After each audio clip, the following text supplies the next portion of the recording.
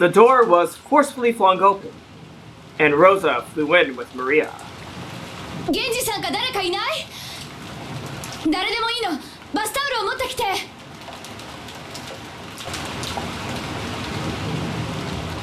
Oh, we went outside. That's why the rain got louder. Jeez, that scared me. It was already a full-blown typhoon outside, and it was starting to pour down hard. Though she had at least been using an umbrella, Maria had been in the rose garden amid all that wind and rain the whole time. She had grown ice cold. Maria had gotten into a minor fight with Rosa in the rose garden, and had been told to stay there forever. She had done as she was told, and had continued to remain in that spot even after the rain started. Rosa certainly had gotten a little emotional and angry, but Maria's stubborn demands were probably more at fault. The cousins, who had unfortunately been witness to that exchange, were relieved to see the mother and child close to each other again. Rosa toweled Maria's head dry. She seemed overcome with worry that Maria might catch a cold, but Maria herself was nonchalant. 大丈夫？寒気とかしない？やっぱり一度戻って着替えさせた方がいいかしら。全然平気。それよりお腹空いたから着替えよりご飯がいい。Moonlit night. Sorry, Valor. 大丈夫そうだぜ、ローザおばさん。こんだけ元気ならきっと大丈夫だよ。傘があって本当に良かったよ。ひょっとしたらずぶ濡れかもしれないと思ってたからね。傘を持ってたのは不幸中の幸いだったよ。でもよマリア、いくら傘があってもこんな大雨になったらちゃんと雨宿りしなきゃダメだぜ。女の子は体を冷やしちゃ絶対にいけない。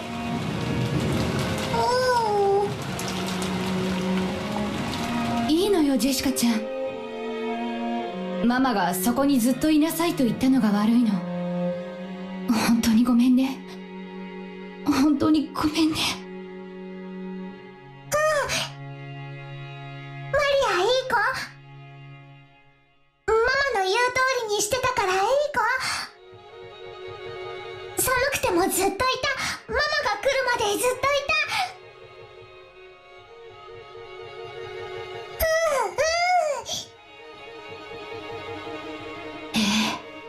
マリアは本当にいい子よ。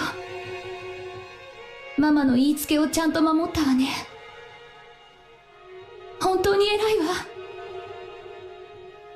でも次からはママの言いつけであっても、あんな大雨になったらちゃんと雨宿りをするのよ。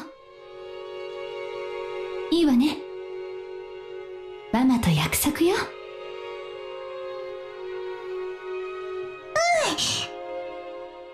ママと約束。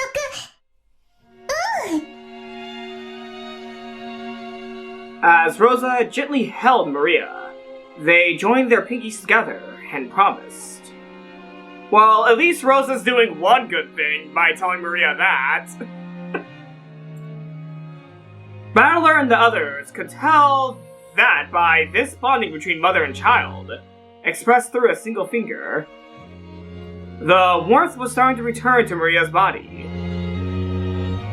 カノン君、タオルをありがとう。助かったわ。それでは失礼いたします。Cannon bowed with a blank expression, as though he had done nothing that required gratitude, then left the parlor. さあ、もうお夕飯よ。みんなも行きましょう。偉いマリアには後でママの分のデザートも分けてあげるわ。But wait, don't they usually not eat dessert anyway, though? Or no, it's delivered to them, okay.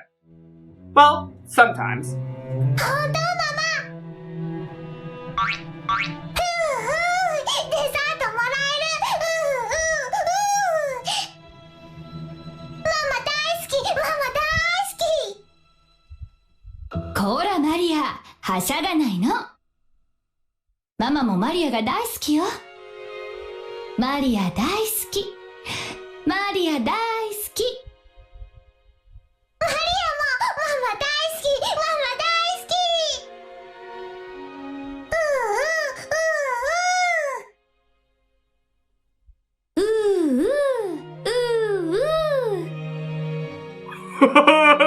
Wow. Okay. I don't know why that made me shiver a little bit when Rosa joined along with Maria. Well, coming from previous scenes of Rosa and I guess it's just very weird seeing her playing along with Maria, doing what she probably, should have done from the beginning. Rosa and Maria looked really happy together. Even the cousins started to feel somehow familiar warmth filling up their chest.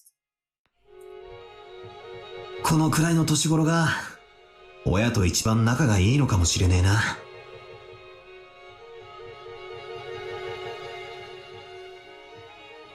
Okay, that adds up with Valor. That adds up with Valor. うちはそうでもなかったぜ。母さんとかいっつも勉強勉強とうるさかったな。子供を愛していればこそだよ。親の愛は優しさや甘やかしだけじゃないんだよ。僕の母さんも厳しかったけど、僕を大事に思ってくれたからこそだって今ならわかるよ。She treasures you a lot. What's up with that serious expression for a second, Maria? Or did I missee your face? But wasn't Maria making a serious expression before she said ooh ooh? ママ大好き、ママ大好き。マリア大好き。マリア大好き。さあ食事に行きましょう。Rosa playing along with Maria is cute and all, but for some reason I just get some sort of chills when I'm seeing this. I don't know why, but Rosa's actually being a good person, for which also is just making me feel uncomfortable. Even though she's I don't know how to describe what I'm trying to say here, but something just doesn't feel right. I don't know what I'm trying to describe here. Something just doesn't feel right. I'm taking a guess that this chapter's not gonna spell good news for Maria? Or this entire episode might not, or it might? I can't tell, actually. I can't fucking tell. I'm just gonna keep on playing. お手手つないで仲良くね。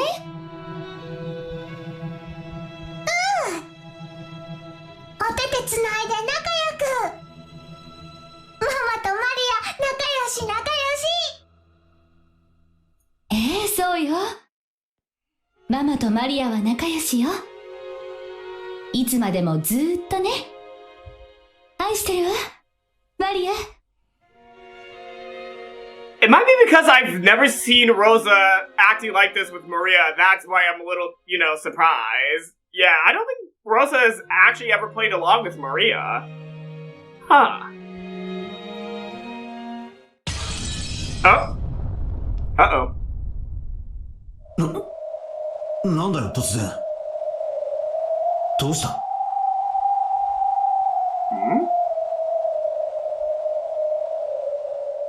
The sudden sound had come from the teacup Gretel had been holding, which had fallen and smashed. ごめんなさい。Oh? ぼんやりしてたわ。落としちゃってごめんなさい。The cup on the floor was broken into tiny pieces. Would it really have made such a sound and smashed into so many pieces just by being dropped from that height? Even someone as obtuse as Bowler could realize that she was in a bad mood over something. But he couldn't understand why she had suddenly grown so displeased. Oh, I think Angie's having the same feelings that I am. Something's up here. Well, I think Angie is kind of angry by what she's seeing. I'm just a little bit unsettled, but I think Angie's angry. Huh. When she made to bend over and pick up the pieces of the cup, Ronove appeared out of nowhere and stopped her.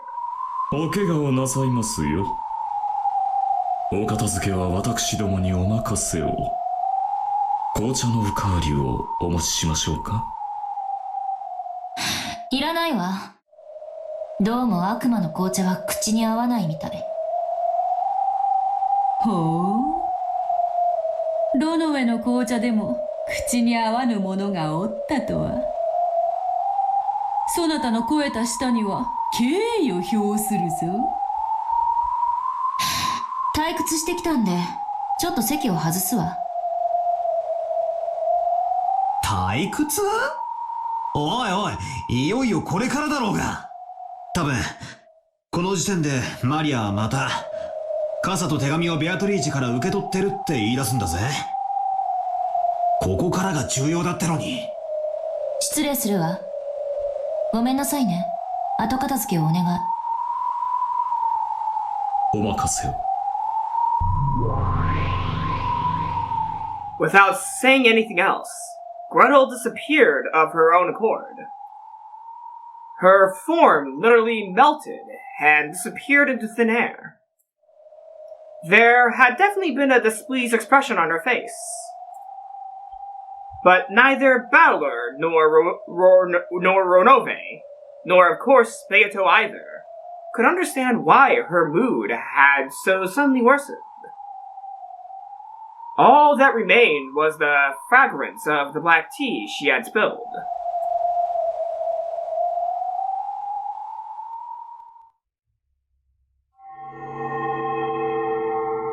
Whoa! Whoa! What the heck? Eternity! What the heck am I seeing? What the heck? That's actually a very trippy image, even for Umineko. It felt very unpleasant. No, to be even more blunt, it made my skin crawl. なんでエンジェはイラついてるの？なんでって決まってるでしょ。マリアにはわからないよ。Even Maria One-chan, with that blank expression on her face, irritated me. I held my palms up in... I held my hands. Oh my god, I missed the word hands, that's why I was messing up that line. I held my hands, palms up in the empty air, and from out of nowhere, a single book landed upon them with a thump. It was Maria One-chan's diary. Even though there was no wind, the pages flipped and flipped without me turning them, and opened the door to Maria One-chan's world. どうしてエンジェはマリアが幸せじゃないと思うの？客観的に判断してよ。客観的にエンジェの主観でだね。真実は私にとってのものとマリアお姉ちゃんにとってのものとでは異なると言いたいの？真実は観測者によって形を変えるよ。そして未来の観測者が常にその形状を上書きする。エンジェはマリアの幸せをどうしたいの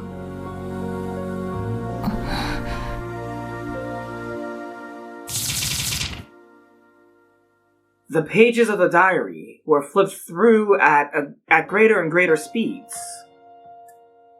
Then, a brilliant light poured out from the depths of the diary, swallowing everything up and painting over it all with white. God, fuck. Fuck. I don't know what's going on with how I'm poorly reading today. I don't know what's happening. I'm sorry.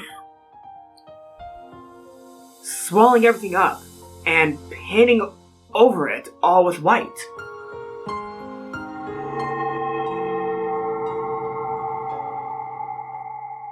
I should probably slow down while reading, that's it. Oh. Yeah, we're going into Maria's memories, aren't we? ごめんね、マリア。 Mystic Forest. ママね、緊急に片付けなきゃならない仕事が山積みで、ちょっと会社に缶詰にならなきゃならないの。多分、あさっての深夜まで家に帰れないわ。おお。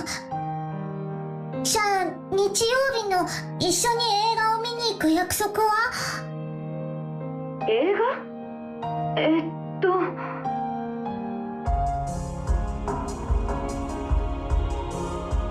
？Judging by Rosa's tone, she had clearly forgotten that promise.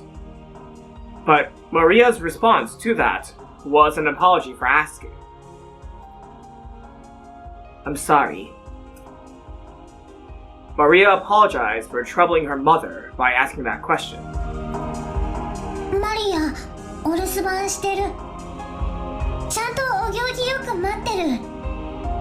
毎日お風呂に入って新しい肌着にするよ。お金の場所も分かってる。毎日違うお店に行くようにする。あんまり遅い時間に出かけないようにする。おまわりさんに聞かれたらママのお使いですって言うようにする。ちゃんとママに言われた通りに言うようにする。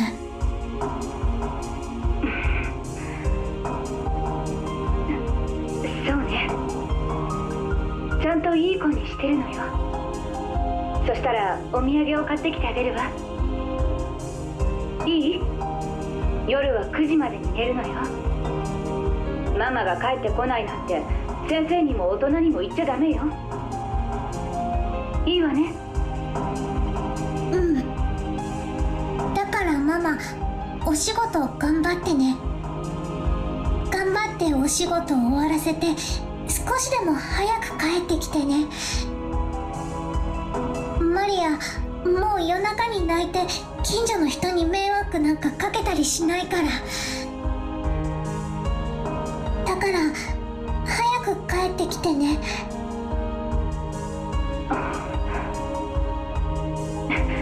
じゃ、忙しいので切るわよ。いい子にして待ってるのよ。余計なことはしちゃダメよ。じゃあね。Click. Using a tone that indicated she was wrapping up the call, Rosa hung up the phone without waiting for Maria's answer. Maria neatly set down the receiver and returned to the sofa. There sat the stuffed animal Sakutarou, who had been watching TV with her until a second ago. Sakutarou was clutching the remote control to the TV. Is it kind of like this? Oh, geez, that's actually kind of cute. Of course, I have to use the Kyubei, plush for an example of that. But yeah, that's actually kind of cute. That is actually pretty cute. She had turned off the TV temporarily because of the phone call. He looked like he was asking her to turn the power on again because he wanted to quickly get back to watching TV. サク太郎、テレビ見たい？ありゃ？マリアはもう見たくないの？芸人チーム全問正解したら逆転かもしれない。うりゃー。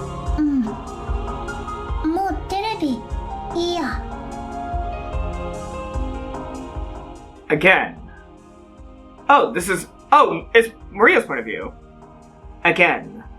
Mama's busy with her work, and isn't coming home. Mama usually has a lot of overtime, and doesn't come home until late. She has to socialize or something for work, so she comes home having drunk a lot of alcohol, even though she can't handle it. And with a pale face, she goes straight into the shower and then to bed. And even on the weekends, she says she has overtime or has to stay over, and almost never comes home. This has been happening often recently, saying she has a big job lined up or something. The picture I did my best on during art class got laughed at by everyone. But I wanted Mama to look at it properly at least. But once again, I won't be able to show her. And talk about the time when everyone pushed the cleanup onto me, but I did my best by myself and got praised by the teacher. And talk about when I went shopping, and the man at the shop said he's always impressed by me and gave me a free can of coffee. And there's the card I wrote and secretly hid under Mama's pillow, because I wanted to encourage her when she comes home from working so hard. 他にもいっぱいお話ししたかった。ママはお仕事をいっぱい頑張ってくれてるんだよ。毎日のご飯のために一生懸命働いてくれてるんだよ。お仕事、やだ。ママ、お仕事なんかやめちゃえ。お仕事は大人の大切な仕事なんだよ。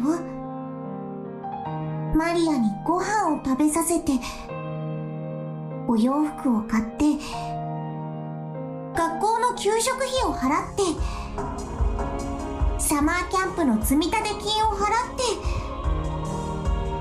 それはみんなママが働いてお金を稼いでくれるからなんだよ。ご飯いらない。お洋服もいらない。給食もいらないし、サマーキャンプなんか行きたくない。どうせマリア男の班も混ぜてくれないもん。ウリュウ、ママはさっき電話でお仕事から帰ってきたらお土産を買ってきてくれるって約束してくれたよ。ママはマリアのことが大事で寂しくさせてることを申し訳ないと思ってるから、そういう約束をしてくれたんだと思うよ。Man, Maria's conversations with Sakutarou is just really... Oh, man. Because her conversations with Sakutarou are basically the conversations she's having with herself, represented through, you know, Sakutarou. She represents another person talking to her about, you know, what she's thinking. Ah. そうかな。 Well, that's what I think is going on. That's probably what's going on as well, but damn. ウリュウ、めんどくさかったり嫌だったりしたらそんなことはしないもん。ママだってマリアのそばにいつだっていたいんだよ。それができなくてママも辛くて悲しい。ママが泣きながらずっとマリアの隣にいて夜を過ごしてくれた日を僕は覚えてるよ。なんでママが泣いてるのかわからなかったけど、悲しむママが悲しくて、ただマリアは黙ってママのそばにいることしかできなかった。あのの時、最後にママが言ったのを僕は覚えてるよ。マリアにありがとうって言った。ただそばにいてくれるだけで、マリアだけが世界でただ一人の味方なんだよってママは言ってくれた。ウリュ、覚えてる？う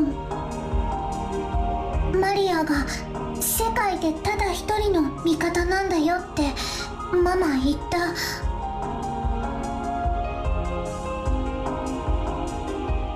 Sakutarou set the remote on the table, crawled up onto the sofa. Oh, this is still Maria's point of view. Sat on my lap, and spoke to me while gazing into my eyes. ママもきっとマリアと同じなんだよ。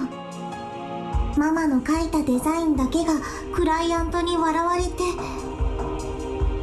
ママの会社だけが他の会社から面倒な仕事を押し付けられて、ママは社長だから自分一人で片付けなくちゃならなくて、ママの会社だけがいつも他の会社の仕事に混ぜてもらえない。ママの味方はマリアだけなんだよ。そのマリアがママにお仕事なんかやめちゃえなんて言ったら、ママの味方は世界中のどこにいるの？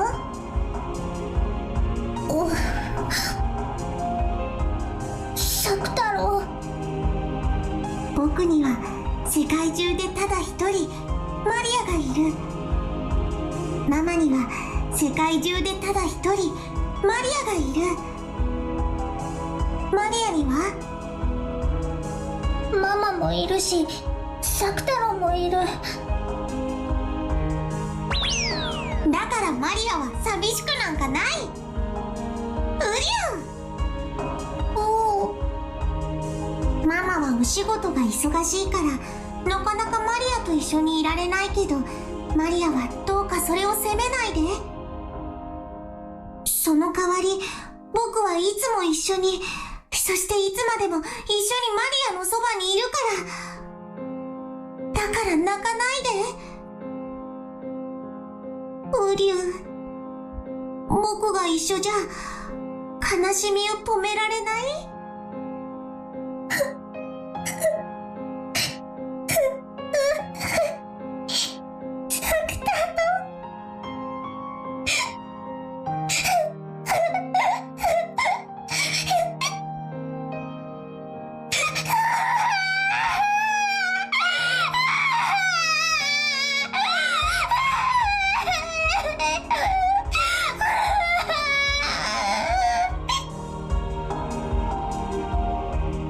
？From the holes in Maria's heart, which she had been doing her best to seal up, drops of sadness finally dripped down. Drip. Drip. Plop. Plop. Sniff. Sniff. Drip. Drip. Up. Plop. Even though weekends where Mama doesn't... Oh, that's Maria. Even though weekends where Mama doesn't come home aren't that rare of a thing. Even though this night wasn't especially more painful or sad than any other. Maria's tears pour down.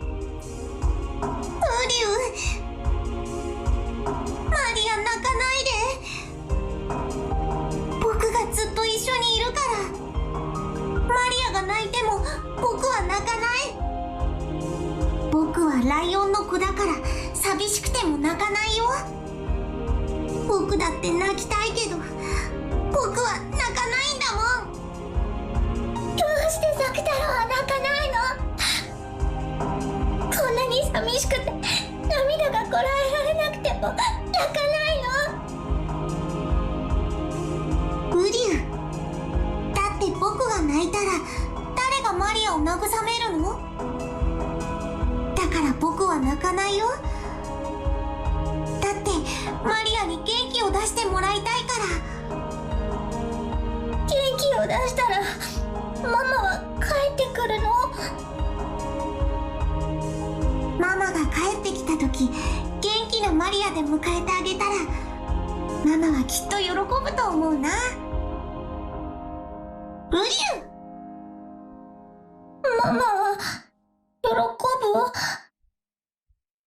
ぶ？ウリュウ、そしたらきっとお仕事の疲れもきっと癒されると思うよ。そしたらきっといつもより早く元気になってくれてマリアともいっぱい遊んでくれると思うな。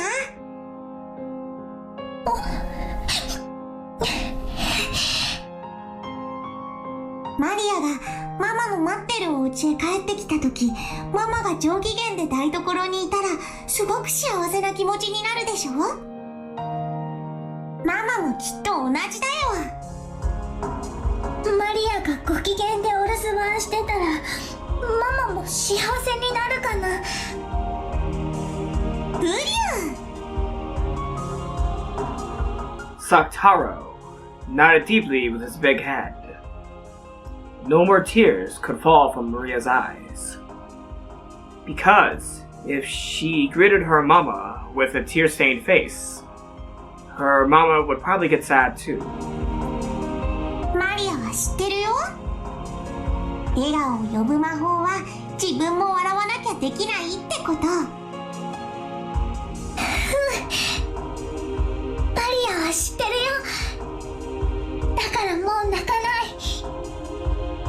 ねえマリア、僕から楽しく過ごす提案があるよ。ウリュウ、聞いてくれる？何？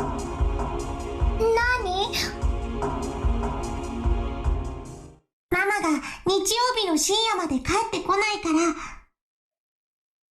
だからママに内緒のパジャマパーティーをして遊ぼうよ。 The tale of Sakutarou's Tennessee. I thought Sakutarou was about to suggest going to the movies by themselves. Oh, I thought Sakutarou was about to say that. パジャマパーティー？今夜は眠くなるまでベッドの中でお菓子を食べたりジュースを飲んだりしながら僕と遊ぶの。パジャマパーティー？楽しそう。9時に寝なくていいの？寝ないとママに怒られない？ママがいない時だけの僕とマリアの秘密。だから今夜はマリアが眠くなるまでずっと僕たちで楽しく過ごそう。ジェリービーンズを食べながら次は何の色を引くか当てっこして遊ぼう。ピーナッツを割ってどっちがおじいさんか当てて遊ぼう。Thank you, Umineko Project for adding in the grimoire, because what the fuck does that mean? Peanuts. When peanuts that have been removed from their shells are cracked in half, one half has a nub on the end, with small leaves protruding from it. In Japan, young children are sometimes told that the half with the snub is the grandpa, because the leaves look like a mustache. The other half, obviously, would be the grandma. It's been a while since I cracked open a peanut. クローゼットの中を宝探ししよう。他にもオレンジジュースとメロンジュースを合わせたらどんな味になるかな。おお、いっぺんやってみたかったけどママにやっていいって聞いたらダメって怒られた。 What? Why the fuck would you get mad about that? What? ブリュー、ママに内緒で実験してみよう。今夜はいっぱい遊んでいっぱい笑って涙を元気で吹き飛ばしちゃおう。大丈夫、僕と一緒だから絶対に楽しいよ。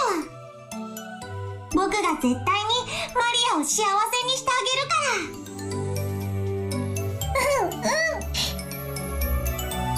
サクタロと一緒なら絶対に楽しいよ。絶対に幸せになれるよ。ありがとうサクタロ。もう泣かないね。とびきり楽しく2人で過ごして思いっきり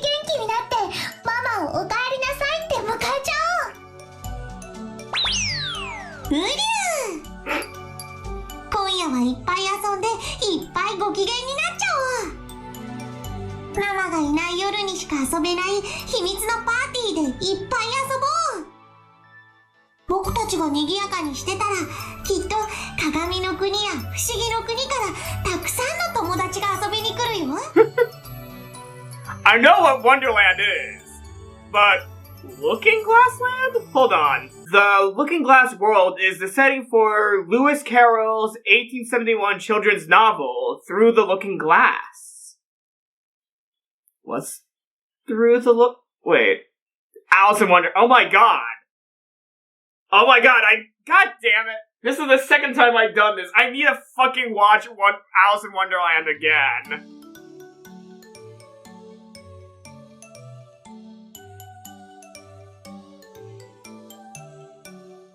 I also might need to read, the books by, Lewis Carroll. I have never read, actually, the books by Lewis Carroll. I've only, seen the Alice in Wonderland movie when I was, really young. So, yeah. Definitely I'll check that out. そしたらもう、僕たちはお友達でいっぱいで、退屈なんかできなくなっちゃう。うりゅう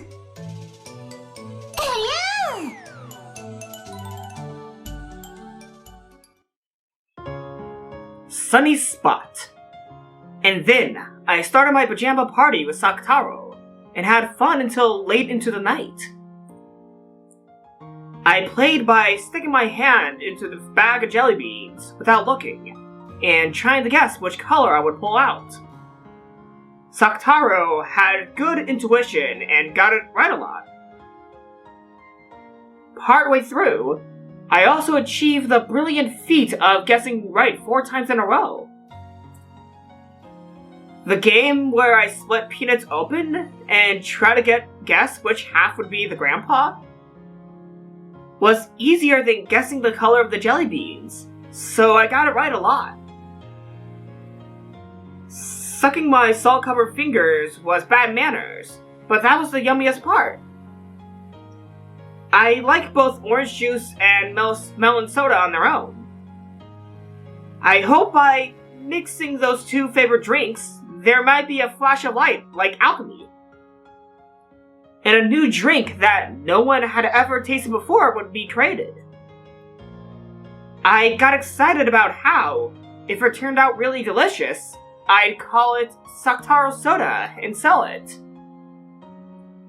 But, unexpectedly, it had a weird and disappointing taste. Orange juice and melon soda. You know, I'm gonna be honest here, I've never had melon juice. Nor orange juice.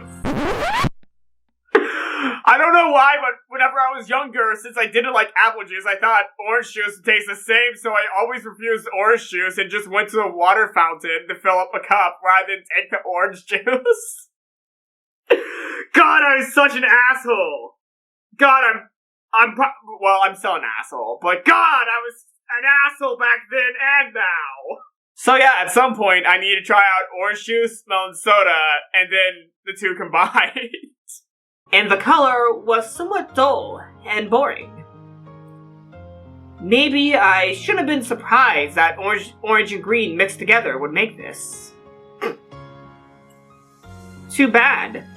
I imagined that it would become a sparkling pineapple color.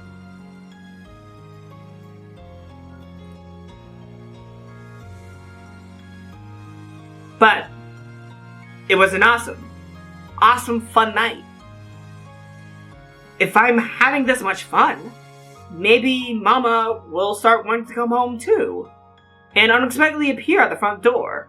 I don't think that's a good thing if she appears at the front door right as you're, staying up and doing a lot of stuff that Rosa would not want you to do. I don't think it's gonna end good if she does come home. So I got the feeling that Mama might slowly come home, and went to the front door many times to check, but there was no way Mama would be able to come home when she was this busy with work. But rather than a feeling of loneliness, I felt just a little disappointed that I couldn't invite Mama to join in on such a fun late-night party. Next time, I'll do this when Mama is around, and let her join in. Even some things that I don't think are yummy, Mama says are delicious. So she might say that Sakutarou's soda is really yummy. When Mama comes back tired, I'll serve her some. And more than anything, I wanted to at least write about this fun night in a letter and tell Mama about it. Poor Maria. Poor Maria, I know if she writes a letter or if she gets caught, it's not gonna end well for her. Because Rosa... I think it's obvious, I don't need to say it. Hoping that these strong feelings of happiness would reach Mama too. Hoping that when Mama comes home, exhausted from her job, which is always so tough for her, I could share this happiness with her. Hoping that when Mama comes home late Sunday night, almost certainly tired, I could make her even just a little brighter by sharing this happiness. I softly placed that letter on Mama's desk. To Mama. Good job with your work again today, star. Some of my happiness for you to share. From Maria. Then, I decided to give a present to Sakutarou for proposing this wonderful night. A small red scarf that I had found when searching for treasure in my closet. When Maria was still very young, her mama had knitted this tiny red scarf for her. Maria was embroidered on it with knitting wool. She softly wrapped that scarf around Sakutarou. It really suited him, accenting his yellow with red very well.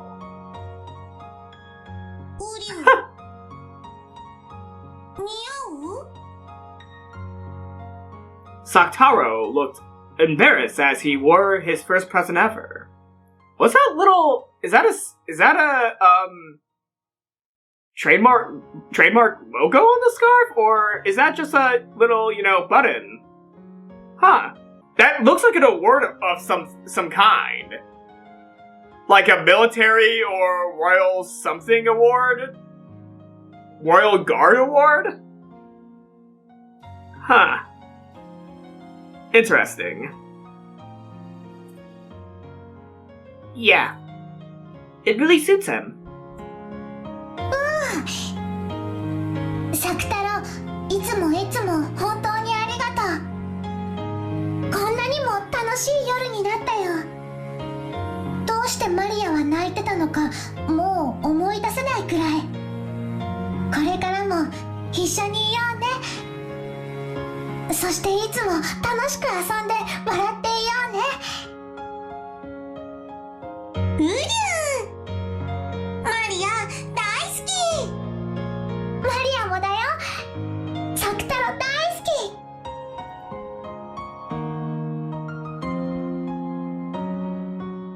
After playing so wildly, my room was a mess. Maybe I played a little too much. But I'm tired for today, so let's sleep together now. And tomorrow, we'll clean up together and welcome Mama with a clean room. Okay, Sakutarou? Uyu! ね、マリアは、マリアとサクタロウはこんなにも幸せだよ。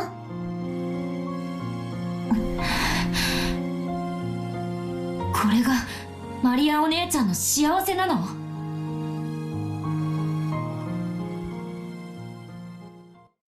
うん。マリアは幸せ。ローザおばさんはあんなにも楽しみにして絶対だよと約束した映画の約束を完全に忘れてた。The song that's playing now is Eternity. お仕事で忙しかったからたまたま忘れちゃったんだよ。仮に覚えてたとしてもお仕事じゃどうしようもない。覚えてても覚えてなくてもどちらにせよママはお仕事でお泊まり。映画には行けなかった。約束を覚えてたかどうかなんて些細な問題だよ。There's no way that's insignificant. After all, when Aunt Rosa replied, "the movies," on the phone, it was obvious that she had completely forgotten her promise. And when she heard that, Maria One-chan's mood definitely darkened. 確かにマリアお姉ちゃんの言う通り、ローザおばさんが約束を覚えていたとしても結局映画には行けなかった。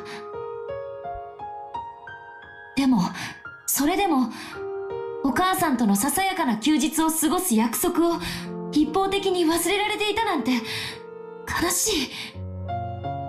私なら怒る。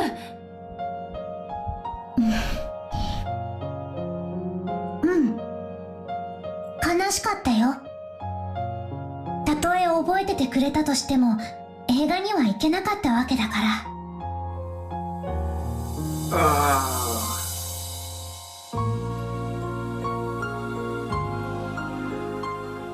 Maria is trying to put up a strong front in front of Ange, isn't she? でも私はその後サクタロととても楽しく夜を過ごした。エンジェもパジャマパーティーがすっごく楽しそうだって思ったはず。楽しいわけなんかない。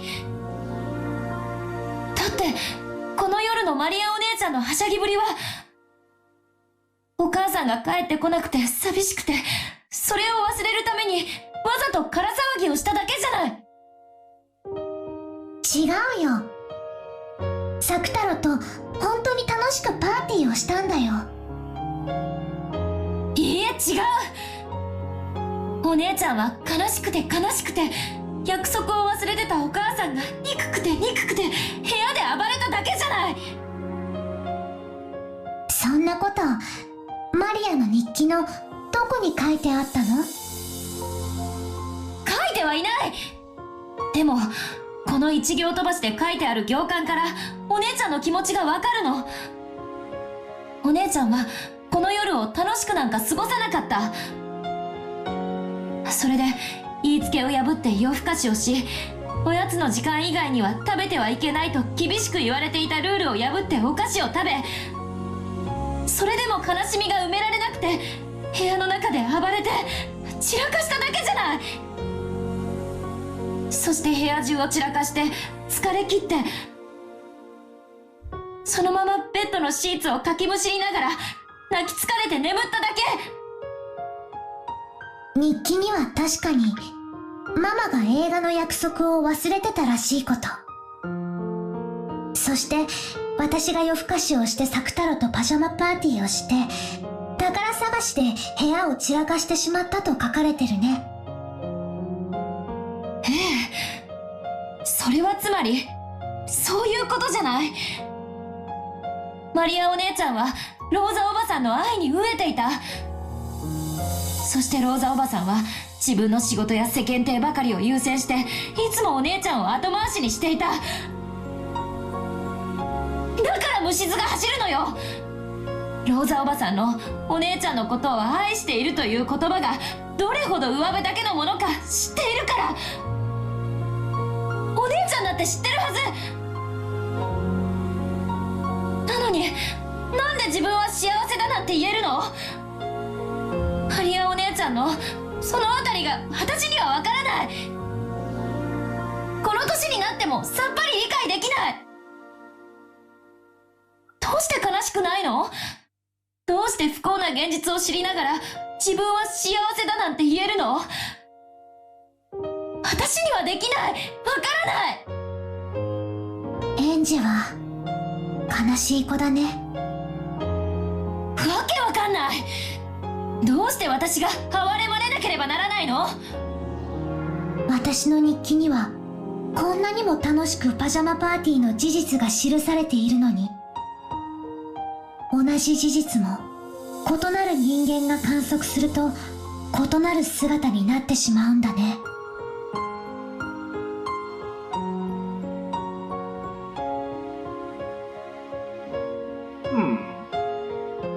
This kind of relates slightly to what Okanogi was saying. It feels like there's a message being pushed here about facts and how it could relate to, you know, how to interpret the Rokenjima massacre along with many other of the mysteries of Umineko. I see some importance about the constant use of the concept of interpretation of facts. I'm really latching on to weird things while reading. But no, like seriously, the use of the, you know, things about the interpretation of fact is actually somewhat, I feel like that's somewhat of a message that, the story is giving to readers into how to interpret what's been going on the past 3 episodes. And how to, you know, see through the gaps of what might be happening or what might not be happening. Like, it's just telling you, think a little bit closely and try to flip the chessboard on your own thoughts. Or, you know, see a different view of what you're thinking of. Of course, that's how I'm interpreting the message of facts. You see, I'm interpreting my own about the message that, you know, facts could have in relation to Umineko from the line said by Maria and Okanaki. I remember talking about this with Bern Castel. Truth is indeterminate? Indeterminate? Indeterminative. Oh, indeterminative. Oops. Okay. Truth is indeterminative and changes its form every time it's observed. By the way it's perceived, in other words, depending on the person who perceives it, a single truth becomes different truths. And truths of the past are painted over by truths of the future. マリアはこの日記でこの夜の出来事をとても楽しかったと記した。マリアお姉ちゃんはこの夜の出来事をとても幸せだったと記述した。なのに日記を読んだエンジェはこの夜の出来事をとても悲しかったと読んだ。マリアお姉ちゃんは幸せだと記述したのに、私はそうではないと読み解いた。やめて。これは幸せな夜を記したものなの。これがこの夜の真実。お願いだからその幸せな真実を新しい、そして異なった真実で塗りつぶさないで。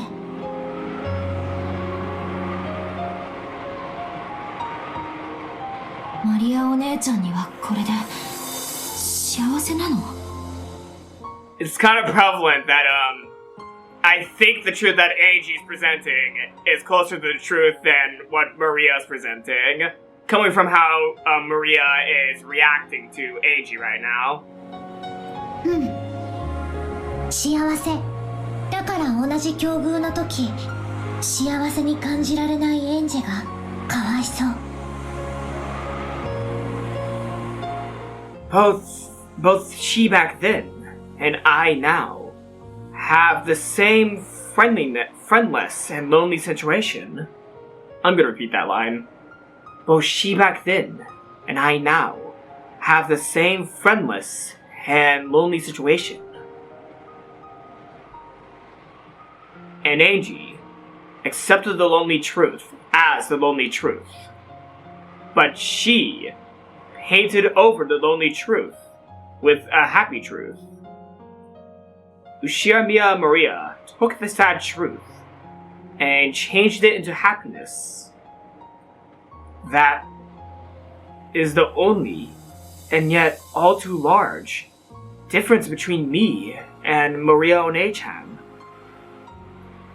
And at the same time as being unable to accept it, another part of me is jealous of that power. そうなの。それは力なの。その力があるマリアは幸せになれて、その力がないエンジは幸せになれない。その力は何なの？ Magic. She's gonna say magic. マリアもその力を何と呼ぶかわからなかった。この時点ではね。やがてその正体を教えてもらうの。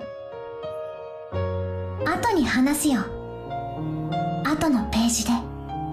そして日曜日の深夜、ママは約束通りお土産を持って帰ってきた。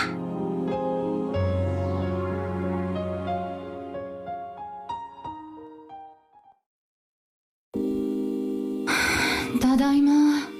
Apathy. おかえり。ブリュー。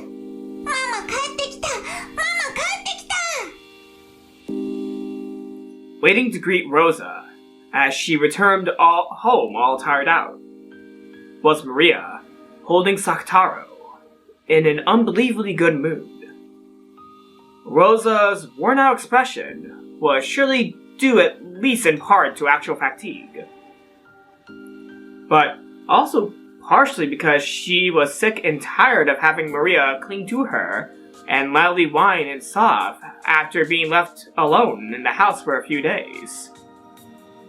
However, when she was welcomed by an unbelievably happy Maria, and discovered unbelievably that her fears had been unfounded, Rosa couldn't hide her surprise. どうしたのマリア。とてもご機嫌ね。誰か来ているの？ It was strange enough to make Rosa think that a friend might have come over, and that she had come home in the middle of them having a good time playing together. But there were no other shoes by the entrance. Even though Maria was in such high spirits, she was home alone. You know, this is actually a weird and off-topic question, but do they keep their shoes on inside the mansion? Like, okay, I'm just asking this question out of pure curiosity because the game does take place in Japan, but they're in a Western-style mansion. Do they keep their shoes on or off? Like, I'm actually not for sure. I'm actually really not for sure, and of course, egg on my face if I'm, asking a stupid question. If this question is actually kind of stupid, egg on my face, but I actually wanted to just ask this in general. Do they wear shoes inside the Ushiromiya mansion?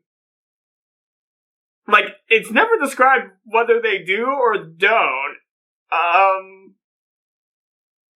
Yeah, I think I'm saying that, asking a stupid question, but I just wanted to, ponder about that because, the game does take place in Japan, but they're in a Western-style mansion for a lot of the game, so I actually can't tell if they wear shoes inside the mansion or not.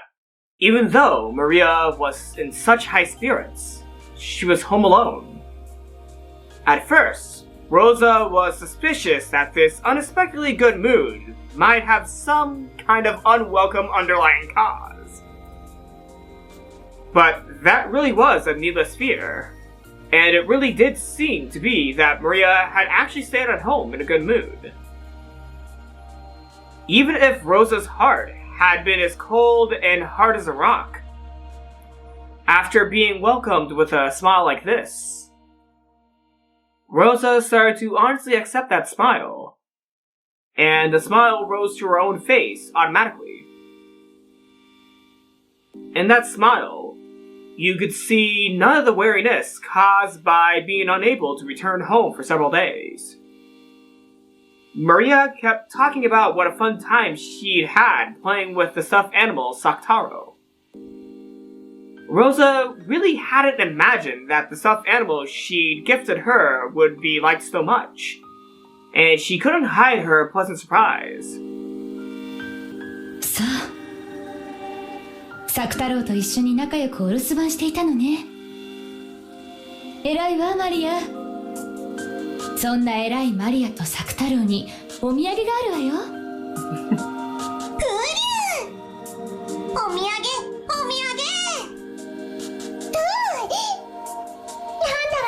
なんだろうね。 Maria started jumping around with Sakutarou. There were two presents. One was a Western cake assortment. It contained different kinds of Scotch cakes.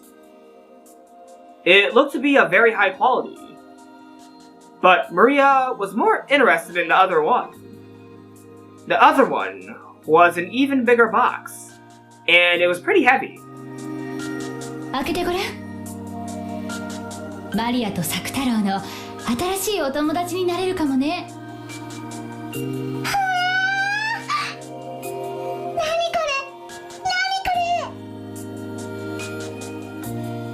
Inside, laid there like chess pieces, were about 20 small ceramic animal figures. Squirrels, rabbits, small birds, dogs, and cats. And they were all holding musical instruments. Oh! Oh my god, this feels like something that my grandma would have! In addition to them, there was also a panorama-style background. A forest scene was drawn on it. Little woodland creatures were all gathered around the forest clearing, and they looked like they were having a good time. Rosa set it up on the table. For some reason, that really reminds me of something that my grandma has. Or had in the past. Oh man. I might just look around her house the next time I'm able to go to New York. Rosa set it up on the table. And when she then lined up the ceramic figures like chess pieces in front of it, it became a band of forest animals. 素敵でしょ？お店のショーウィンドウで見て一目惚れしちゃったの。これをいい子でお留守番してたマリアにプレゼントするわ。ありがとうママ。すごいねサクタロウ。お友達がこんなに増えちゃったね。サクタロウの言う通りだった。楽しく賑やかに過ごしてたらお友達が増えちゃうって本当だった。ね、言った通りでしょ。ほらね、お友達が増えた。ほらね、お友達が増えた。うりゅー。 Relieved that her gift had been appreciated, Rosa suddenly remembered that she was filled with several days of weariness. ママ、本当にお疲れ様。シャワー浴びてくるといいよ。あったかいの浴びるときっと疲れが取れるよ。湯船にする？マリアが今日は入浴剤を選んであげるね。ありがとう。でももう遅いからマリアは寝る支度をなさい。ママも疲れたからシャワーだけ浴びてすぐ寝るわ。明日も早いし。うん、わかった。はいママ、コート脱がしてあげる。大丈夫だってば。ありがとう。ママのコート、お外の匂いがいっぱいする。Why would you say that? Honestly, no. I can understand why she would say that. She's a kid, so. あ、ごめん。何か落とした。拾うね。when she had taken Rosa's coat, a receipt or ticket stub or something had fallen out. It had been in her mama's pocket, so it was probably important. Maria hurriedly picked it up. It looked like a ticket for a green car, or the Shinkansen or something. Atami? Maybe it's that place, famous for its hot springs. Wait. Are you fucking... Just then, a razor-sharp sound shattered the warm atmosphere. Instead of the Rosa, who had been there just a second ago, enjoying a gift with her daughter, and full of weariness after returning home for the first time in several days, there stood a completely different person, who looked exactly the same, but had the most terrible of expressions on her face. Just... Are you serious? Maria was only being nice! What the fuck is wrong with you, Rosa? In her hand was the ticket stub that Maria had picked up. She had stolen it from Maria's hand in an instant. After a few seconds' delay, by the pain of her hand that had been hit, and her mother's expression, Maria realized that she must have done something wrong. But she didn't know what she had done that had gotten her in trouble. It was probably because of that ticket stub-like thing. Was Rosa not at work? Rosa wasn't at work, was she? Was she not supposed to touch it? Even though she had tried so hard to welcome her mama with fun and happiness, she had touched something important to her without asking, and had ruined that pleasant atmosphere. So Maria apologized immediately. ごめんなさい。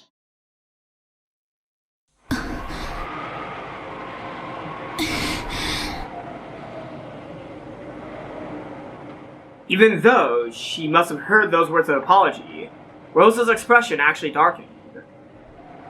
Maybe those words had been undesired? Maria didn't know what to do, and cautiously watched to see how her mother would act. Then, even though it should have been such an important ticket stub, Rosa crushed it up and hurried off to her room. Maria didn't really understand what she had done wrong. Fortitude. マリア、きっと余計なことをしたんだね。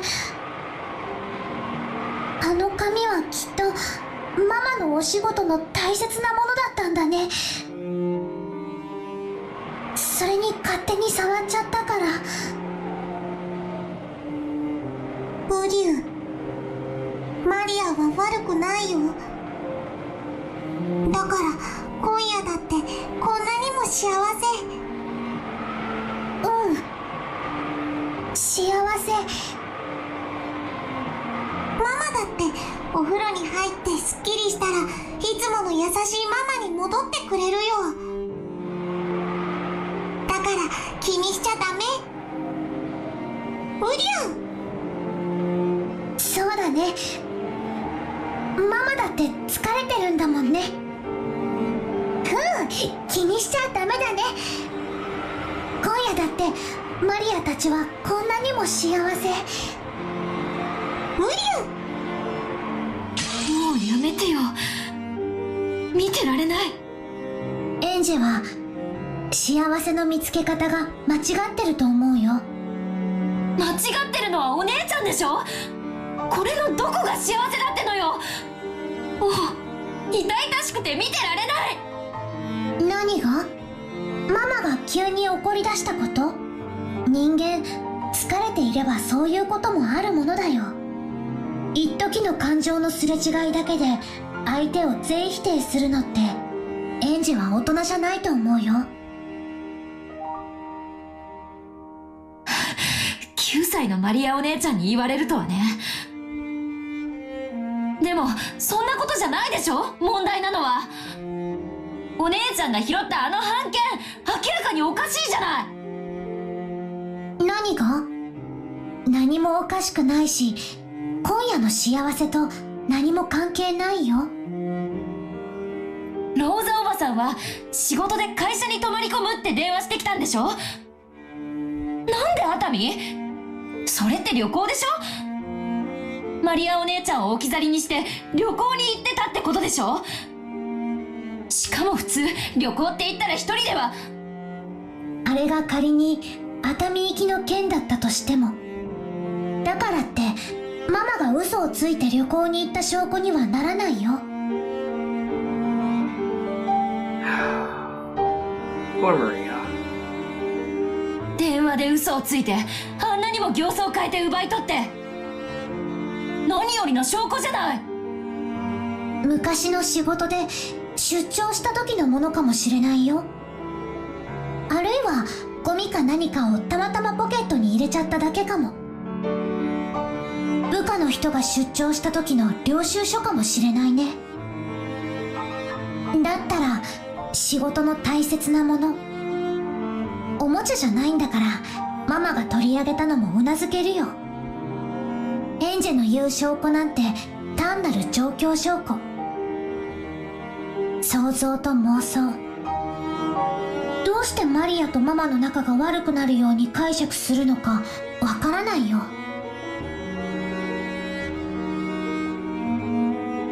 どうしてお姉ちゃんがそこまでローザおばさんの都合がいいように解釈できるかの方がわからない。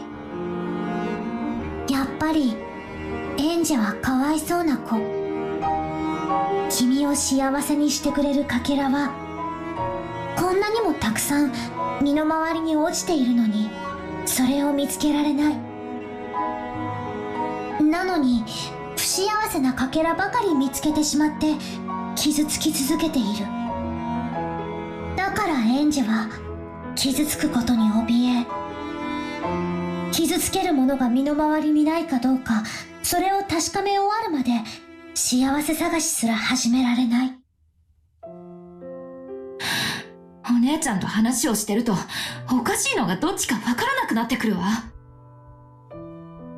あのね、幸せのかけらも不幸せのかけらもどちらもいっぱいあって世界を満たしてるの。だから身近の幸せが見つけられない人はどこまで探しに行っても見つけられない。チルチルとミチルが青い鳥を探したみたいに。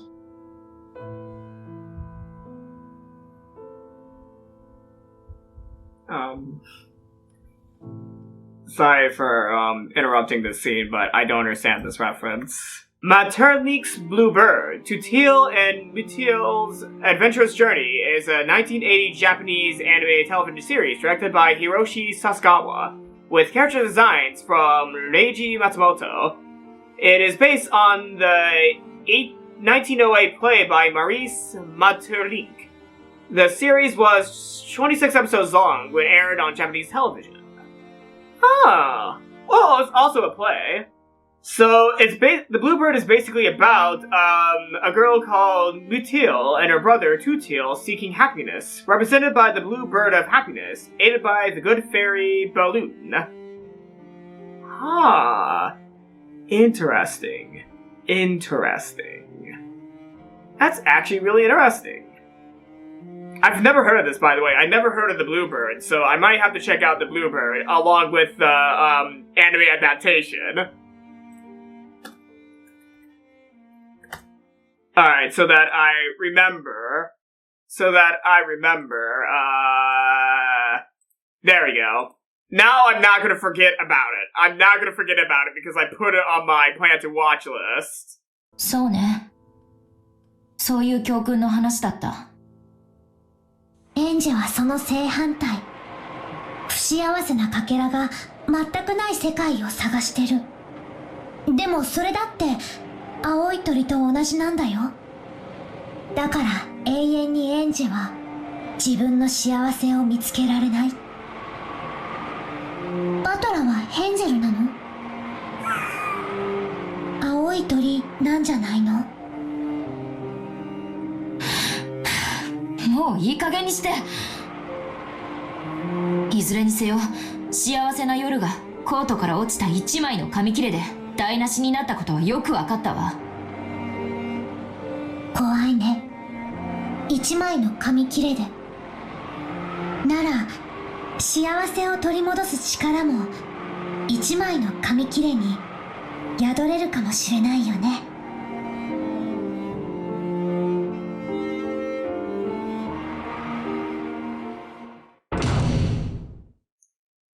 Just when she had finally been able to bond with Maria after so long, Rosa's face twisted with a mixture of anger, sadness, and a fierce self-hatred as she flew into her room and closed the door. Maria's sorry had stuck into her chest more sharply than any knife. Then, she noticed a cute envelope placed on her study table. It was probably something that had come with the girl's magazine. To Mama. Some of my happiness for you to share, it said. Winkless. She took it, hesitated, opened it, and read what was inside.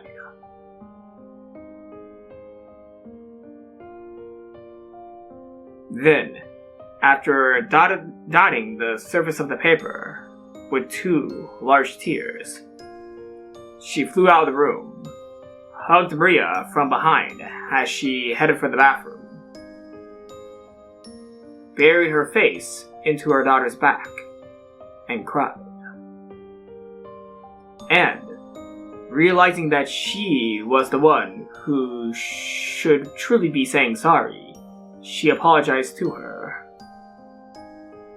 And when Maria asked why, she gave no answer.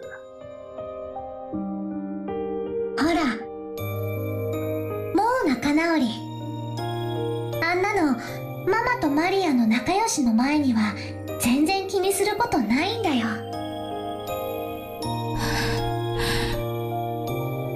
私にはマリアお姉ちゃんの幸せは辛すぎる。エンジェの気持ちも一応は理解するよ。マリアだってこの力に気づくまでは今のエンジェと同じで不幸なかけらしか見つけられない気の毒な子だったから。その力って何？私になくてお姉ちゃんにはある。そしてそれがないから私は不幸でお姉ちゃんは幸福だというの？力という抽象的な表現でしか理解できないそれは一体どんな力なの？うん。エンジェはそれが知りたいんだよね。だから私の物語をここまで読み進めてきたんだもんね。もちろんだよ。教えてあげる。この力の秘密を。そして私は昔、幼いエンジェにちゃんと教えてあげたんだよ。忘れちゃってる？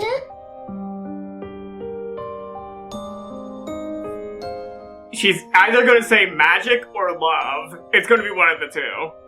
大丈夫。思い出せるよ。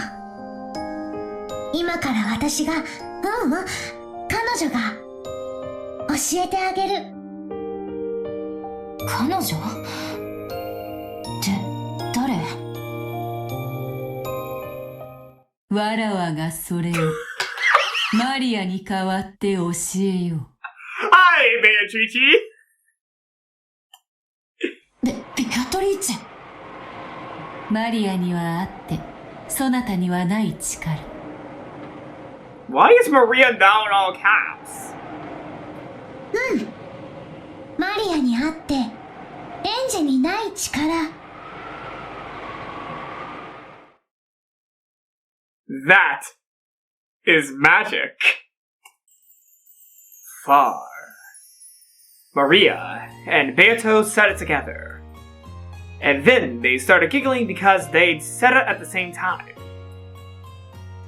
It was an innocent behavior, which seemed somehow unlike Beato.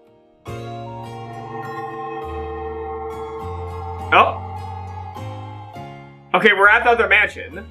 Black tea was arranged on a table in a peaceful garden.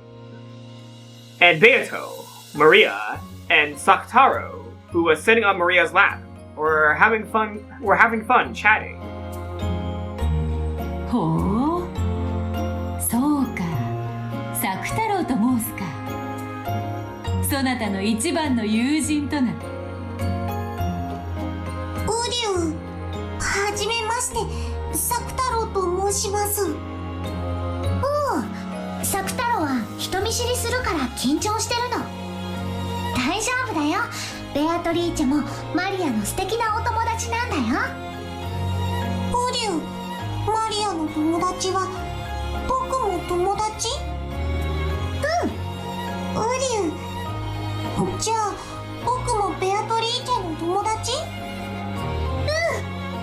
ん、ウリュウ。マリアにとってはこのようなことは日常においてよくあることなのか？何が？このように無機物に魔法の魂を込め生を宿らせることはそなたの日常においては左半時なのか？おお、作太郎は無機物じゃないよ。ライオンの子だよ。うりゅう。ぬいぐるみはよりしろとして優秀だ。What are you doing? ゆえに毒を持たぬ無垢な子供が話しかけることによってそれに応えようとする精霊が宿ることが少なくない。According to Beatrice, when a child plays with dolls, the dolls sometimes gain natural will and converse with them, in rare cases, even moving on their own. Oh my god, wait, what? Beatrice, what are you gonna be doing? However, the power that they can imbue into such a vessel is very weak due to their innocence. If even a tiny bit of the toxin from a human's common sense gets involved, and tells them that there's no way a doll can talk or move, it instantly reverts to being an ordinary non-speaking doll. しかし、そなたのその作太郎というぬいぐるみは違う。作太郎はぬいぐるみだけどぬいぐるみじゃない。ウリュウ、ライオンの子。ウリュウ。作太郎はライオンの子だけどまだ子供だから時々ガオって言えないの。Go! Roar. ウリュウリュウリュウ。ウリュウリュウリュウ。I don't think lion cubs say "Urdu." Beatrice let out a sigh of admiration as she gazed at Maria, playing around with Sakutarou at the table loaded with tea. なんということか。作太郎とやらはその布地と綿のよりしろを核に完全に人間界に権限している。自らの人格を持ち召喚者と自在に対話をし、しかも自らの意志で動いている。しかもさらに驚くべきは、それが異界の人物を名指しして呼び寄せたものではなく、マリアはゼロの海から生み出したものという点だ。After that, Maria boasted to Beato that Sakutarou wasn't her only friend, and that when she went home, there would be plenty more of them. She claimed that there were other similar stuffed animals and dolls who, like Sakutarou, could talk and move of their own will. It was something natural to Maria. It was natural for such animals to talk, move, and become her friends of their own free will. When she heard Maria speak of this in that way, Beatrice, as a witch, felt a respect bordering on awe. マリア、そなたのその力は紛れもなく魔法である。魔法なの？マリアはまだ魔女見習いだから魔法なんて使えないよ。いいや、魔法だ。それを自覚して使えぬから未だ見習いなのであろうが、それにしても大した魔力。そなたの友人作太郎の権限こそがその立派な証であるぞ。権限って？うん、そなたの場合は想像と呼んでもよいであろうな。他人の手にあっては何の魂も持たぬ無機物がそなたの魔法によって魂を吹き込まれている。しかもそれを強力な力で人間界にとどめている。これほどまでに魔法を否定する毒気に満たされた現代において、一個の生命体足り得るほどに権限できる魔力はわらわとて容易なことではないわ。It isn't hard to create soulless beings in any number. However, creating a being with a soul is very difficult. Beato declared this definitely. ベアトが言うのがよくわかんない。作太郎がすごいってこと？作太郎とそなたが共に素晴らしいということだ。誇ってよい。なるほど。金蔵の最も欲したものはそなたに一番濃く宿っているらしい。なんでベアトにそんなに褒められるのかさっぱり。ねえ作太郎。うりゅー。真に驚嘆すべきはぬいぐるみに魂を宿したことだけではないのだ。それにより自己の世界観まで変化させた。そなたは無より有を生じる力が群を抜いている。1を100にすることはたやすい。しかし0から1を生じることはたやすくはない。そなたが一人前の魔女になったなら、わらわと双璧どころかわらわとて一目置かざるを得ない大魔女に成長するであろう。原初の魔女か。そなたの将来がわらわにとっても楽しみだ。ベアトに魔女の才能あるって褒められた。よかったねマリア。ウリュウ、ベアト、マリアを褒めてくれてありがとう。礼には及ばぬぞ作太郎。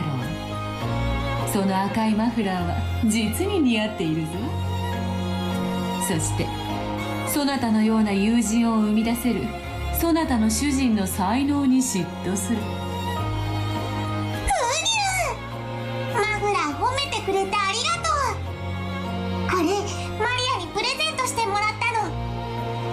僕のお気に入り。まさにそなた専用のマフラーになるために生まれてきたようなサイズであるな。これはわらわも新しき友人に何かプレゼントを贈らねばなるまい。ベアトが作太郎にプレゼント？魔女の贈り物は魔力あるものと決まっておる。ならばそなたの友人がいつまでもそなたの友人でいられるようそしてそなたともっと楽しく遊べるように。作太郎にわらわの魔力を送ろう。それによりさらに強く権限することができるだろう。サクタロともっともっと楽しく遊べるようになるの？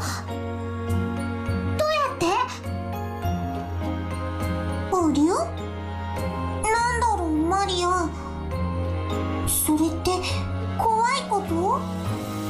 大丈夫だよ。ベアとは怖いことなんて何もしないよ。ね、ベアトリーチェ。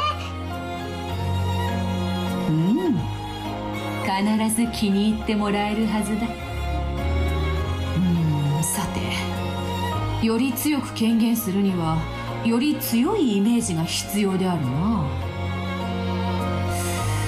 さてさて、どうしたものか。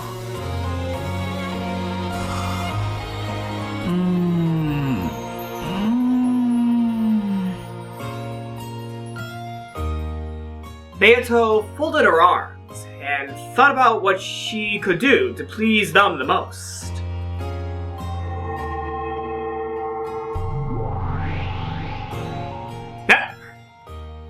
And at that moment, there appeared the form of yet another witch. It was Beato's master, Virgilia. Virgilia truly was a great witch. Since Maria already thought of Beato as a great witch, this person Beato called a great witch must have been a great witch. According to Beato, not even she could hold a candle to this witch when it came to magical power. Even though you defeated her last chapter? おやおや、賑やかな声が聞こえてくると思ったら楽しそうなお茶会ですこと。おお、お師匠様、ちょうどいいところへ。このライオンの子を見てほしい。マリアの新しい友人だそうだ。かわいらしいライオンさんですね。ご挨拶はできるのかしら。はじめまして、こんにちは。サクタロウと申します。 Sakutarou got back down onto Maria's lap and greeted Virgilia with half of his face poking out over the edge of the table. He seemed to be very nervous, since this was a witch that even Beato called master. かわいらしい名前だこと。上手な挨拶ができたご褒美にお菓子をあげましょうね。After waving her hands about, Virgilia held the palm of her hand upwards and made a movement as though lightly grasping some of the air. Oh, like this? Oh god, if someone ever beckoned me like this, I would be kind of scared. Maybe she's doing this. Not... Is it me or is this terrifying if someone goes up to you and does this? To beckon you, they do this. Well, since I'm the example of someone doing that, I guess I'm creepy.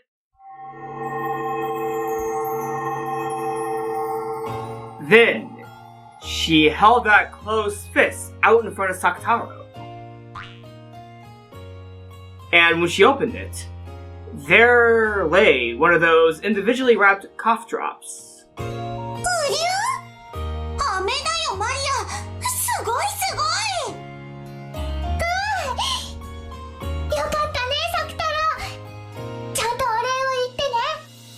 ウリュウ、飴をどうもありがとうございます。ペコリ。Wait, did he say his action out loud? Bow. Did he actually... Even though Virgilia was a great witch, she still treated a stuffed animal like Sakutarou to an elegant greeting. かしお師匠様、のど飴とはまたババ臭い。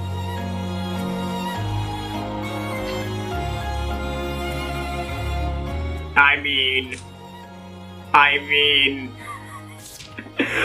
mean, she did sprout from Kumasawa, as what I saw in last chapter, and Kumasawa is called Kumasawa Bachan by Valor, so...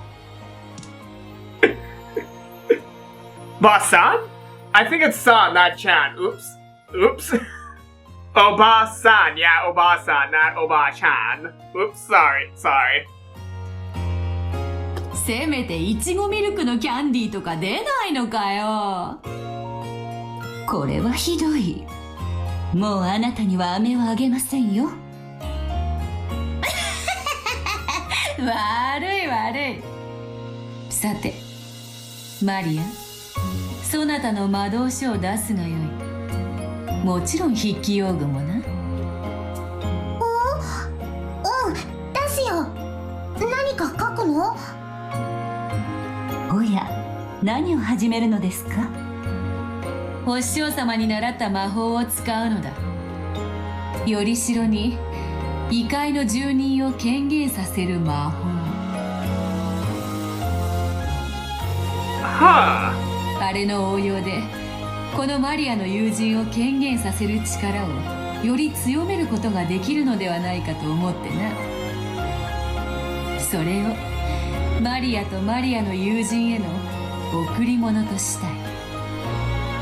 Is she trying to make Sakutarou like, Maria's furniture? Huh. なるほど。常に権限している存在ならそう難しいことではないでしょう。それは素敵な贈り物になりそうですね。では私もささやかですが協力しましょう。お師匠様が立ち会い人にサインしてくれる魔法なら心強い。喜べマリア、これは素晴らしい贈り物になるぞ。うりゅ？何が始まるの？怖くない？わかんない。でも怖くないと思う。なんだろうね、楽しみだね。Beato borrowed the grimoire from Maria's handbag and majestically rifled through the pages. Then, finding an empty page among those with magic circles drawn on them, she flattened the book out. And, after staring at Sakutarou with a smirk, she suddenly started darting her pen across the page. It was something like a written proclamation made by witches to a higher order world. Magic, which would take effect by Beatrice writing it, and Virgilia giving her signature as a witness. Maria didn't understand what Beato was doing at first, but partway through, she figured out the wonderful magic power of this document, and her eyes began to sparkle. どうしたのマリア？何を書いているの？Sakutarou was on her lap, so he didn't know what was being written up on the table. But even if he had seen, Sakutarou probably wouldn't have understood. すごいよ、サクタロウ。待ってて、もうすぐだよ。ベアトすごい。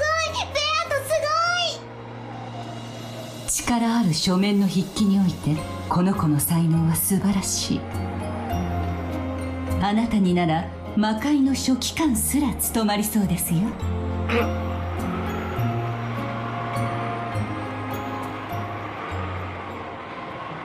これでどうか。まずであろう。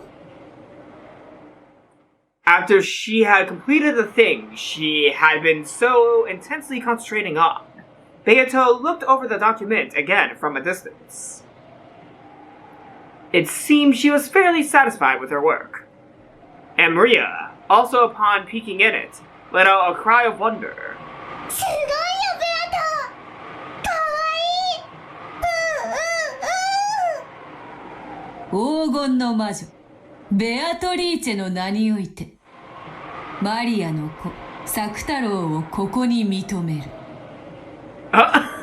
お師匠様、立会人にサインを頼むぜ。はいはい。我が名においてこの宣誓に立ち会い認めるものなりできましたよ。Vergilia signed, completing the proclamation. It was a powerful document that proclaimed to the beings of a higher world that Sakutarou had most certainly manifested in the human world. Sakutarou, created by Maria, had received the recommendation of the two witches, Beatrice and Vergilia. And in this very moment, the higher world had accepted his existence. That was the great magic of manifestation.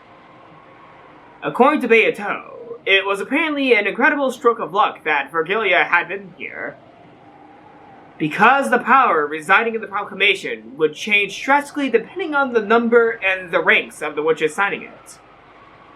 Vergilia, in particular, had many friends in the higher world, so her signature gave the proclamation a power with which Beato couldn't even compare. この宣言書により、汝作太郎を自我ある一個人と認める。そしてその存在をマリアージュ・ソルシエールの条約に従い、友人として迎える。今より作太郎は我ら共通の友人だ。それにふさわしき姿を贈り物としてそなたに贈ろう。受け取るがよい。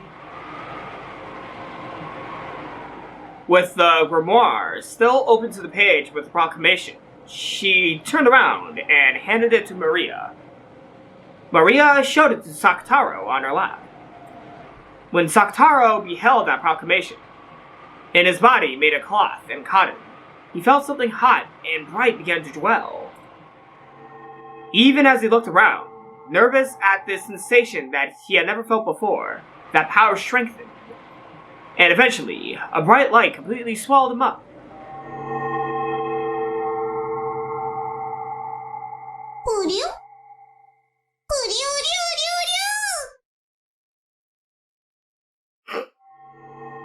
Okay.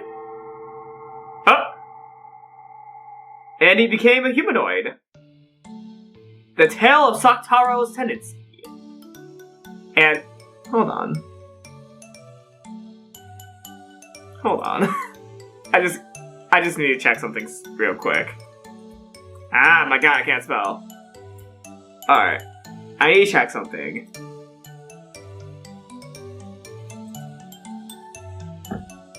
Oh my god. They even call it Sakutarou? They even call it Sakutarou on the website.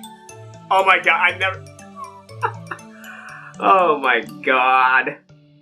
I remember this from a punishment game. Upon you. I don't remember when the punishment game happened, but I remember this, I remember her wearing something that looked like this during a punishment game. Hold on, is there a picture from the manga of her wearing that? Hold on. Is there an image? Because I thought there was something from the anime of her wearing that during a punishment game. I don't remember. It's somewhere. But I remember Hanyu wearing that outfit. I can't tell, if Rikishi made a character based on the costume that Hanyu wore, or he based the costume that Hanyu wore on the character from Umineko. That's interesting, but I know for certain that I've seen Hanyu wearing that before, though I don't think she had the scarf. Yeah, no, she had the scarf. Wow. Huh. Interesting. And when that light disappeared, there, Maria's friend, Sakutarou, held a new form, and existed. Sakutarou, beloved furniture of Lady Maria, witch of the Mariage Sorcière. His existence is Lady Maria's pure white heart itself. He is an irrepressible being to her, and could be said to be another Lady Maria. He holds a decoration as a diplomat, and all witches, weapons, and furniture in the Alliance, and even demons and divine spirits in contract with the Alliance, are not permitted to take aim at him. Sakutarou. Interesting.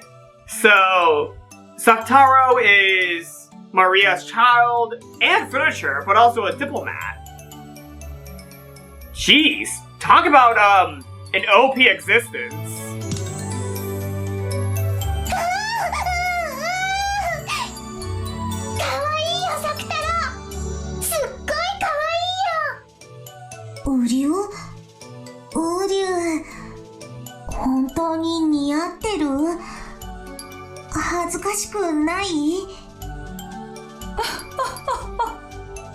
とても可愛らしい姿ですよ、サクタロウちゃん。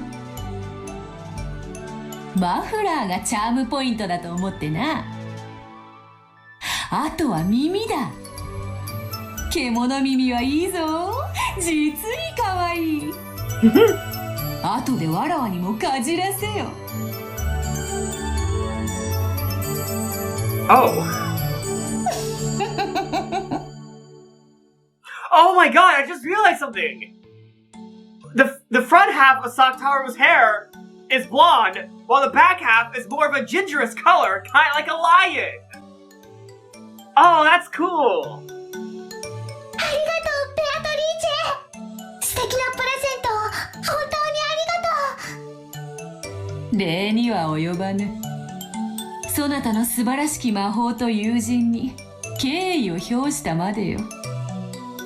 そしてこの域にまで達したそなたはもはや見習いをいつ卒業してもおかしくない。今日よりさらに新しく楽しい魔法を伝授してやろう。これより原初の魔女見習いのマリアと名乗るがよい。原初の魔女って？うん、造物主の道を求める魔女の称号よ。今は身の回りの小物に魔力を吹き込む力しか持たぬエンチャンターでしかない。しかし1000年の修行を経たならば、その胸の内より魔法体系はおろか、リンダを生み出すことも夢ではあるまい。原初の魔女の才能はとても希少。幼き日には誰もが持つのに誰も持ち続けることができない。この称号はあなたが汚れなき心を失わなかったことの証でもありますね。原初の魔女すごい。なる。マリア、原初の魔女見習い。マリア、すごいね、すごいね。原初の魔女、すごいすごい。うりゅう。やがては一人前の原初の魔女マリア教を名乗ることになろう。サクタロウだけでなく、そろそろそなたもその格にふさわしい身なりをしても良い頃であろうな。それ、見習いとはいえ魔女の名を語るにふさわしき服装を与えよう。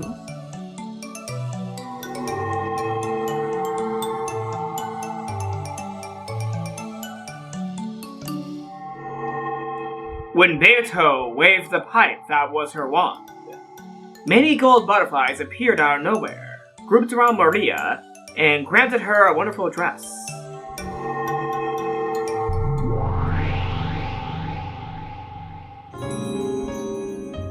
Sunny spot.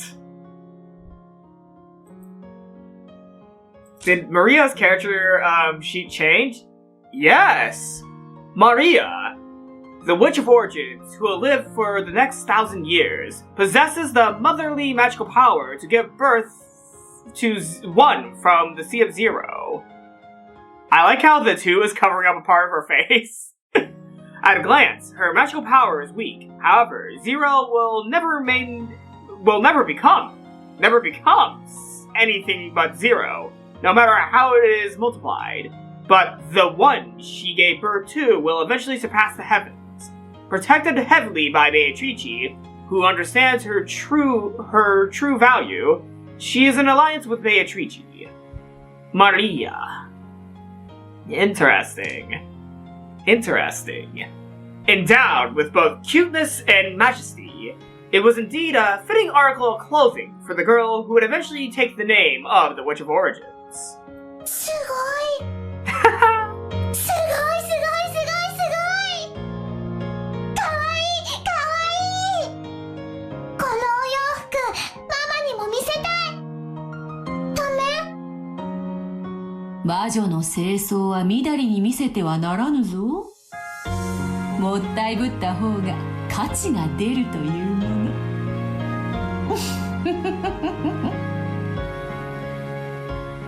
And then, the Great Witch, the Witch's Apprentice, and their new friend Sakutarou had a lively time enjoying their tea together.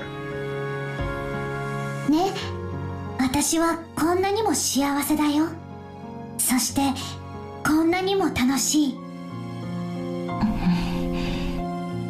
幸せになることをどうか恐れないで。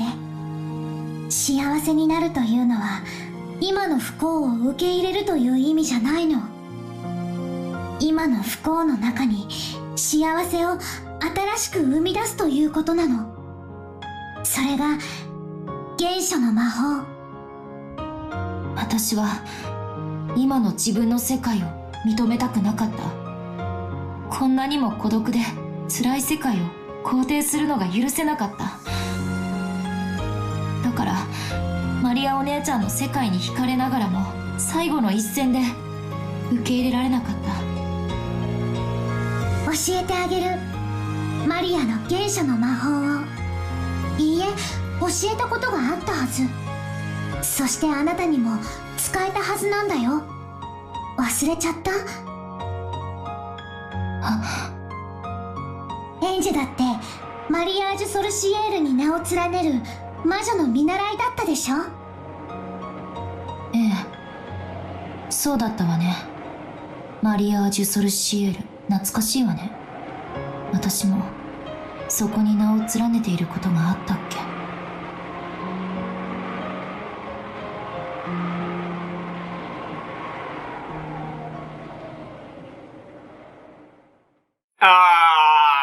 Umineko no Nakakori ni Round of the Witch and Reasoning.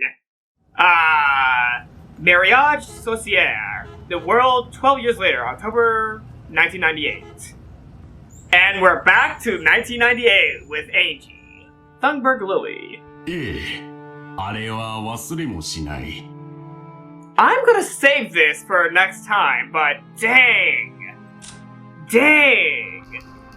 I'm gonna have to say this now. Chapter 4 is starting off very strong. And yeah, for the final question arc, well, it's going to be very good, I can already tell from the beginning, because we're getting a lot of different point of views than just, what's going on in the mansion in 1986. We're also getting the point of view of some things before what happened with, with Maria's point of view, and some things after what happened with Ange in 1998. This is a very interesting game in general. Like, I'm really liking how interesting it is. And almost every episode had a really good high point. Like, I'm gonna be honest here, I think every chapter so far has a really memorable moment. I think so, yeah. Almost every chapter has had a really memorable moment so far. I have to say, even though I really like episode 3, I'm actually liking episode 4 a lot more. That might spell some troubles for my current listings of my favorite visual novels, because I'm already stating this now. Episode 4 is becoming my favorite episode.